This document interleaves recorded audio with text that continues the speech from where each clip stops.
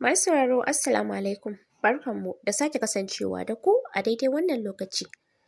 Har ila yau muna cikin karanta muku littafin Sai Na Ga Umar Mai Sanyi.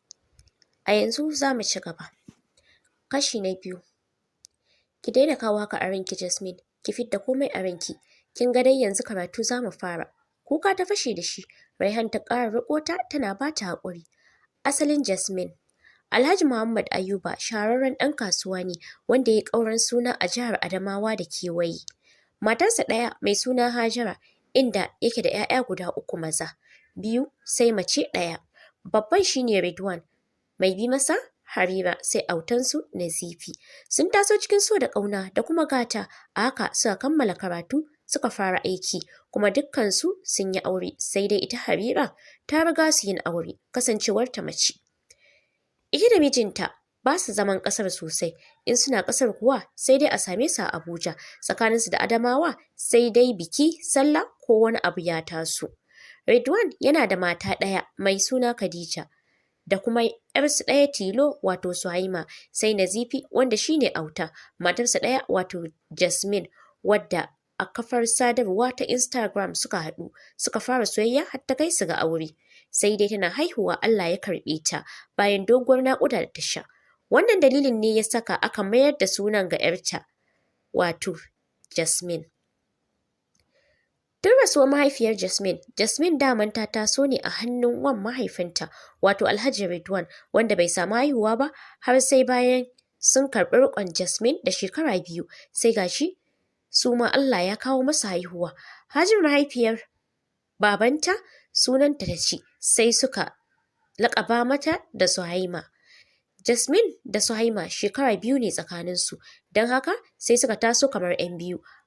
A komai ba a nuna musu bambanci, a haka suka gama karatun secondary school wanda a halin yanzu suke aji ɗaya na jami'a inda Jasmine ke karanta ɓangaren kasuwanci wato business administration, ita kuma Suhaima tana karanta fannin jarida journalist.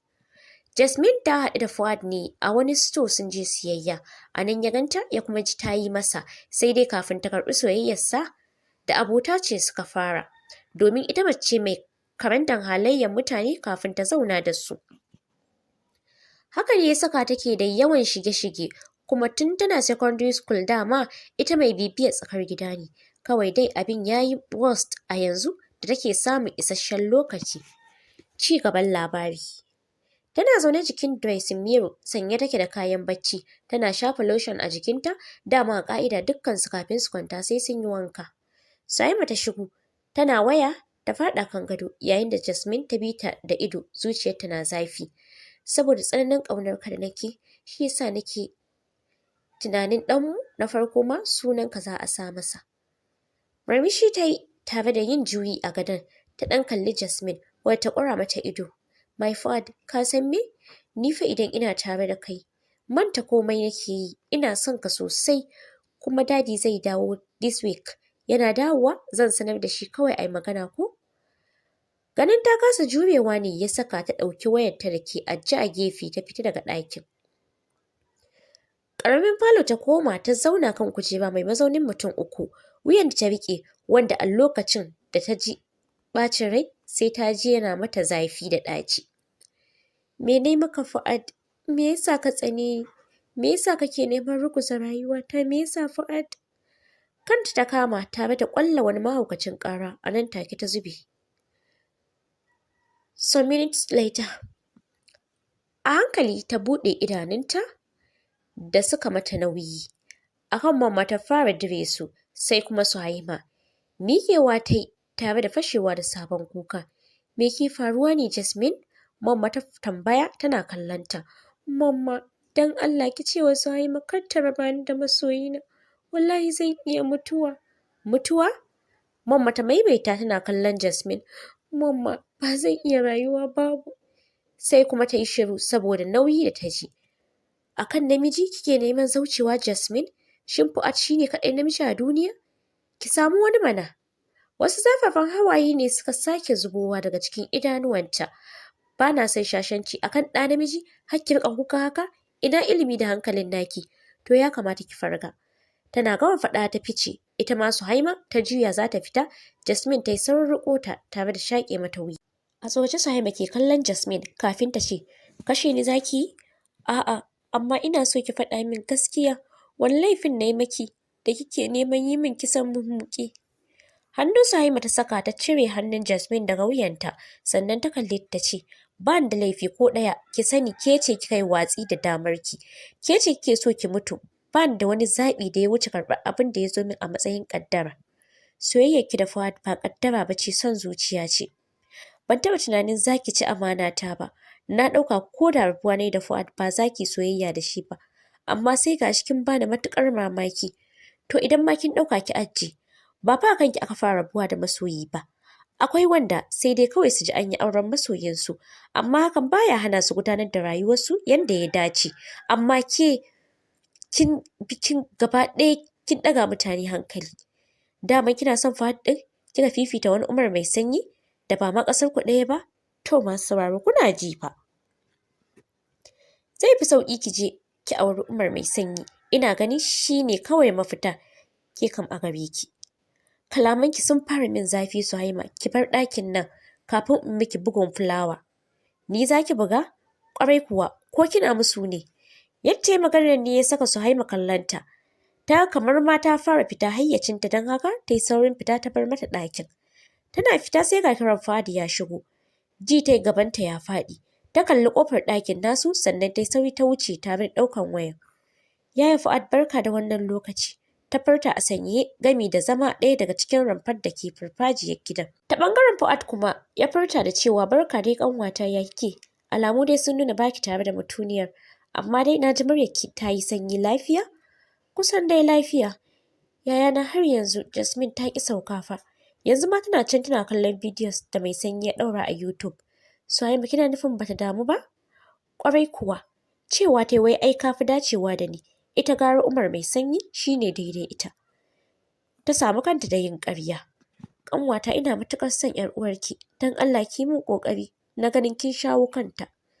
Jin haka ya sa ta yi saurin cewa yaya Fuad, kada fa ka kira ta, kuma kar ka nuna mata ka sakko. Kawai ka ƙyale ta har sai ta yi laushi, ta ji ta matsa da babbar waya. Sai in ga kamar damar Jasmine ba so na take ba. Ka dai bar komai a hannuna, zan daidaita lamarin insha Allah. Shikenan Suhaima, na gode sosai da kulawarki. Ba komai. Tana gama wayar ta sauke ajiyar zuciya tare da goge wasu hawaye masu zafi da suka sakko suka jika mata fatin idanu. Da na san soyayya Fuad za ta shiga zuciyata ta yi kane da ban fara yin wannan gangancin ba. Yanzu gashi ina ganin ƴar uwata a mawuyacin hali, amma na kasa cire ta. Ji nake ni zan iya haukacewa idan ban cika da soyayya da Fuad ba. Masu sauraro wannan abin da Suhaima ta yi, kuna ganin ba tsantsan son zuciya ba ne?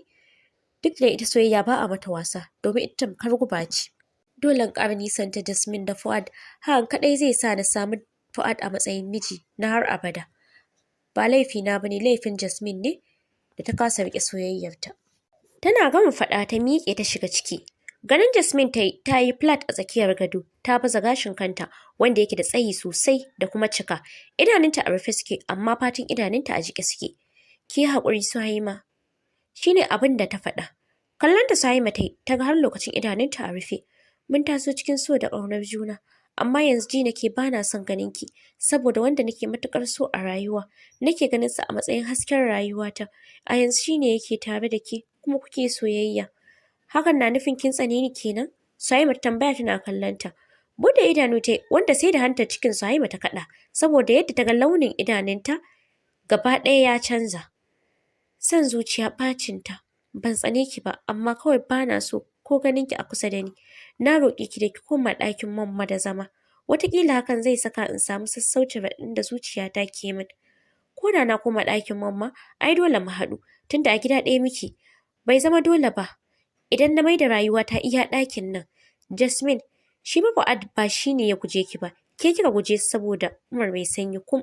Da sauri Jasmine ta ɗaga hannu tare da faɗin, kar ki min magana akan Umar mai sanyi, domin ban san shi ba, bai san ni ba. Kawai dai ina cikin ɗumbin masoyansa, sannan kuma ina kallon labarai da sauran littattafan da yake ɗorawa. A haka na tsinci wasu darussa na rayuwa. Da a ce zan samu wata marubuciya, ni ma da na ba ta tarihin rayuwata ta rubuta. kuma za ki fito a matsayin mace mai son zuciya a cikin labarin. Ya isa haka Jasmine, domin ni ba ni na karzo man bara ta ya aka bani. Don haka kada ki ƙara kirana da mai son zuciya. Na faɗa mai son zuciya, ko akwai abin da za ki iya. To kiran da koma menene? Wannan ke ta shafa kuma soyayya da Fuad yanzu na fara. Aure ma za mu yi. Ba kuka ba ki kashe kanki. Aikin banza kawai. Dan kin ga ina lallaɓa ki, kada Allah ya saki haƙura. Kuma ba zan koma ko ina ba. A nan zan zauna. Kuma saboda ki ba za mu daina ba wa juna kulawa ba ni da shi. Tana gama faɗa ta tsaki ta sake barin ɗakin. Tana kicin tana wanke-wanke yayin da wayar take gefe tana sauraron littafin a cikin ido a channel ɗin limamin tsakar gida. Umar ya san yana zuwa wajen abin tsoro aiku sai ta ji tas. Bata san ta saki plate a ƙasa ba, ya kuwa fashe. A tsorace ta fito tsakar gida tana mai sanda, gashi babu kowa a gidan. Daga ita sai halinta, yara ma suna gidan kakarsu sun je su yi weekend a can. Bashir mijinta kuwa bai dawo ba lokacin ko 10 saura na dare. Kafin ta kai kofa kuwa aka ɗauke wuta. Inna lillahi wa inna ilaihi raji'un ta furta a ranta tare da haska hasken wayarta ta kama handle ɗin kenan za ta buɗe aiko ta ji an dafa ta. Ƙara ta ƙwalla a take a gurin ta saki fitsari mai zafi. To fa masu kuna ji fa. Sam ta kasa juyawa ta kuma kasa yin gaba. Ta tsaya cak ƙirjinta na bugu sosai. Kusan minti 3 ta ɗauka a nan tsaye kafin ta juya. Aiko ta ga mutum tsaye ƙiƙam da baƙaƙen kaya a jikinsa.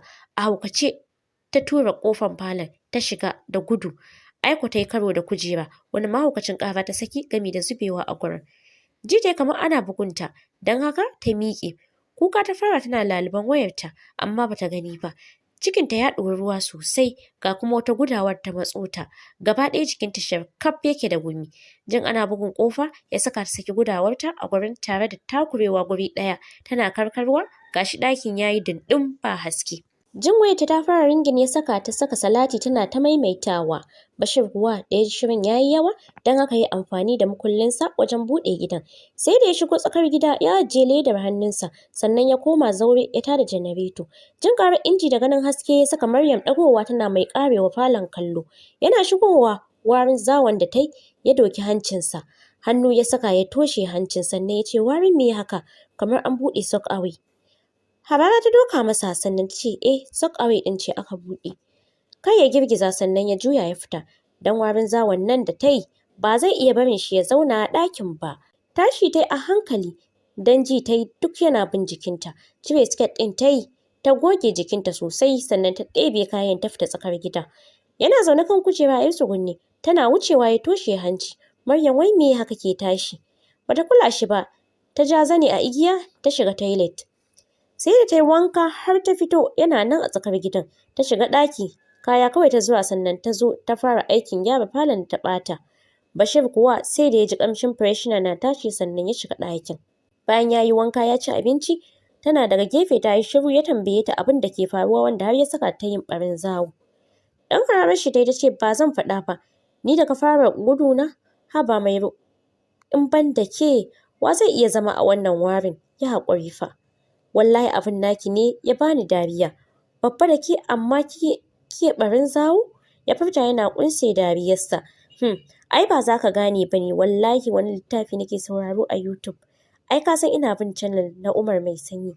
Tsakar gida, limamin tsakar gida, tashar tsakar gida. To wani littafi yake karantawa akwai ɗan abin tsoro a ciki.